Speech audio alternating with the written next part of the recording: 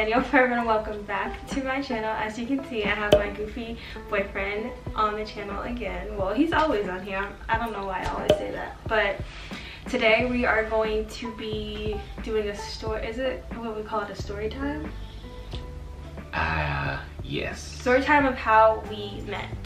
So I'm gonna give my version and then he's gonna give his version, and I kind of think that the versions are not going to be the same because he is really forgetful. I remember a lot of details. So let's just get started. And as always, don't forget to follow me on my Instagram. My name is Danielle Forever. I will link it somewhere on the screen so you guys can follow me there. And don't forget to comment, like, and subscribe, and ignore all the crazy hand motions he's doing. We're just going to get right into the video. Hope you guys enjoy. All right. So, are you going first or no? Wait, why are you so dramatic? So you want me to go first or do you want to go first? I'm gonna start. Okay, he's gonna start. All right, so I'm interested to see what he's about to say. It all started when we was working at Michael Kors together. Basically, I wasn't gonna get at her. When I say get at her, I mean I wasn't gonna like approach her or get her number or nothing like that, because I knew at that time I was being HOE, which is, you know, a man whore. Yes, I was. But I was working at Ralph Lauren and working at Michael Kors also. And one day, my friends was like, "Man, that's you, that's you." And I was like, "Nah, bruh. I'm gonna mess up her life." And when I say mess up her life, I mean like I was gonna do her dirty, which I shouldn't have said that back in that time, but that's I wouldn't have let him do me dirty, so that was not even okay. But the crazy thing about it is, which I've already told her this, I think I have, I wasn't trying to get at her, I was trying to get at her friend. He tells me this all the time. And it just so happened that one of my friends was trying to get at her friend too. So I was just like, okay. So one night we were working. No. We were at Michael Kors and I was hungry. And I wanted her to go to American Deli and get me some wings. So that's not how we first met though. That is how we first met. I gave you my number. That wasn't the first time we encountered each other. We was working together. That's nothing. I remember the first time we met. No, keep going. I'll tell my side when you're done. So, me being me, I was like, take the black card. Take the black card, go get some wings. I'm just playing. I have this red Navy Federal card. Why are you showing your card? Y'all don't know what it said. Oh my God. But I was like, take my number down. I'll send you what I want or whatever. So, me being me, I just started texting her. So that night, one of the managers actually let all the females go home early, and I was kind of perturbed because I'm like, bruh, I'm ready to go home too. So I texted her and I was like, wow, he let y'all go home early. And I just started a conversation with her and everything. And as weeks go by, I remember I was at the cash register area for Ralph Lauren, and it just got into a thing of, oh, you like me, but you don't want to say. Oh, and we kept going back and forth. And this is how I remember it.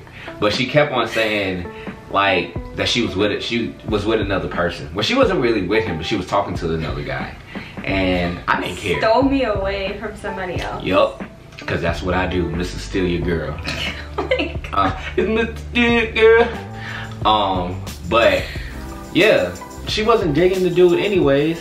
So, that did not come from me. One night, I think this was after all that, our first date was at Starbucks. But we had to sneak. We had to sneak because all our managers from Michael Kors and everything like was watching us. You remember that? Yeah, I had to like, cause I left my car. He lived not too far away from where we worked, so I had to like leave my car at his house and then we're gonna just ride together instead of like wasting gas. Yeah. So they knew, like, our managers knew what direction I would turn out of the mall and they knew what direction he would turn out of the mall. But that day, like, we had followed each other and went the same direction. So we didn't have to even tell anybody anything. They were just like, Like, we saw y'all go, da, da, da. You usually go this way. So like, people were already peeping stuff, but they didn't really know what was going on. Yeah.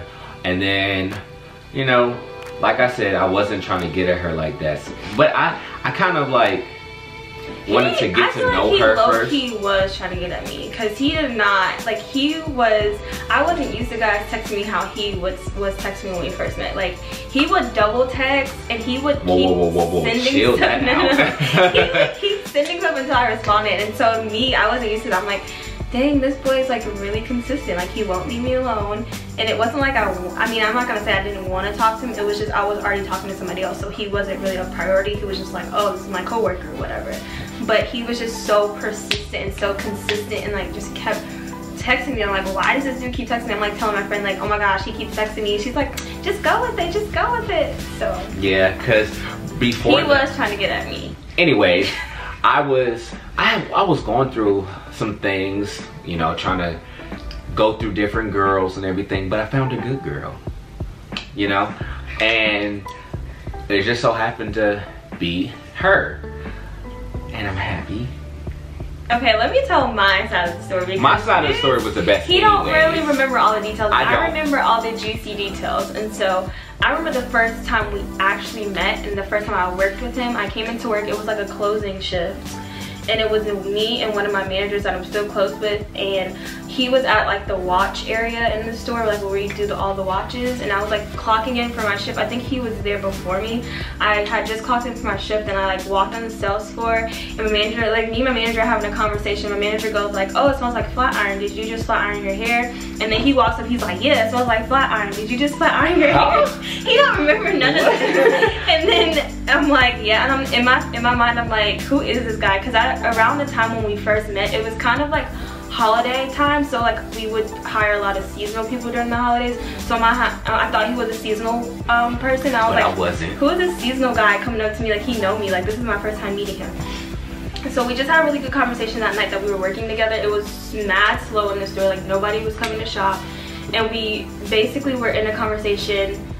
I don't know how we got on. We had a conversation about if we got into a really deep conversation. Like, it was the deepest conversation I ever had with somebody when I first met them. We got into a conversation of what we would like, would we want our significant other to get remarried if we passed away. We did talk about that. And I was like, but this is so weird. Like, I just met this guy and we're talking about something this deep. And that was literally, he had told me about his really good best friend that he's been on the vlog before, Damien, and we had gone to this conversation. He was like, I will let him take care of my kids, da da da da da, but I don't think I would want my wife to remarry. And we just got into this really deep conversation, and then somehow we found out that we went to the same high school, but I started high school at this high school and he graduated from there. I didn't. The weird thing about it is, so when I came, he left, but all the people, man, hey, hold it down. Weird thing is, when I left high school, well, came to the high school and she left, her friends were the people who I hung out with or knew. And it was a party that I had got invited to that she was at. Oh yeah, it was this pool party that we both got invited to. I actually went. But I never went. He went, but like we knew the same people from high school, but I didn't graduate from that high school. He did. So when he was there and like made these friends, they knew me, but they didn't know that, like he didn't know that they knew me, but like we just didn't know each other. So we had the same friends, but we didn't know each other until like after graduating high school, going to college, and meeting at work. So it's kind of weird because it was like, oh, you know this person? I'm like, yeah, I know this person. Oh, you know this person? Yeah, I know this person. And we're just like intertwined in the same group of friends, but we didn't know each other. Yeah. And so after that, we had like worked for a little bit together. And then how we got like each other's number, like I feel like I could have gotten your number any kind of way, because we worked together, so there was like a contact list of employees. There was. So I could have gotten his number any kind of way. But the day that I got his number, I remember I was working a double shift that day, and I was getting off my first shift going to get some food. And we did this all the time with employees. Like if somebody was leaving to go get lunch, we'll be like, oh hey, anybody want anything, text me what you want and I'll call you when I get there so I won't forget your order. So I was going to this restaurant called American Deli, and he wanted some, so I was like, okay, give me your number. I actually asked for his number, not in that kind of way, just to order his food. And I was like, give me your number so you can text me your order so I won't forget it, because I wasn't going straight there. I think I was like shopping around the mall first and then going straight there. So that's how I got his number. But I was slick flirting with you when I was trying to give you the talking about the food anyway. But like the kind of person I am, I'm already talking to somebody at the time when we first met. And so even though guys come at me or like being friendly and being nice, that's not me. I'm not taking it that way because I'm already occupied with someone. So even if you were flirting with me, I didn't realize because I wasn't really worried about you. Not like in that sense, but like I really wasn't. But that's how you know, we got each other's number. And then from there, like he said, we had worked one shift where I think it was that same day that I got your number. And yeah, it was. Yeah, it was that same day. After getting his lunch, working our shift, the girls left early and the guy stayed back to help the manager do whatever. And he texted me like, wow, da da da da. And then that's how we kind of started he started texting me, and I'm just like, why is this guy texting me so much? It's so weird, because I was already talking to somebody. And then from there we were texting for like a good week or two maybe. And I remember the exact day. It was one of my friend's birthday. I had took her out to get sushi for her birthday, and that day he was just texting me like non-stop. Like but we were having a conversation. I was just really bored at work. Because it was retail gets really slow and I was bored at work. She had a good vibe, so I was texting her. And I just wasn't, if you know me, I'm not a texter, so I'm just not used to connecting with someone through text like that, even though I suck at texting. So it was just weird that we did connect through text. So that's what made me keep replying, but it was kind of weird. I'm like, dang, this guy's coming on strong. My friend's just like, give him a chance. You know, you're not with this other guy. I was talking, like getting to know this other guy that I was like with before I met him, but it wasn't like anything serious. And at first I was feeling guilty because I'm like, I don't want to be talking to two guys at the same time. That's not the kind of person I am. It's like once I have one person I'm talking to, I'm just talking to that one person, just dating that one person. And so it was, I think it was later on that day, we had been having a conversation and I was on the way to the gym, and I don't know, I forgot the conversation, but you said something like, oh, you're lucky. I was telling him about the guy that I was like talking to at the moment, and I was telling him how he was coming over over on Sunday to meet my family and go to church with us. And he had said something like, oh, I wish I had something like that. And I'm like, well, why can't you? Like, you know, like anybody can have, you know, someone to introduce to your family, go to church with, whatever.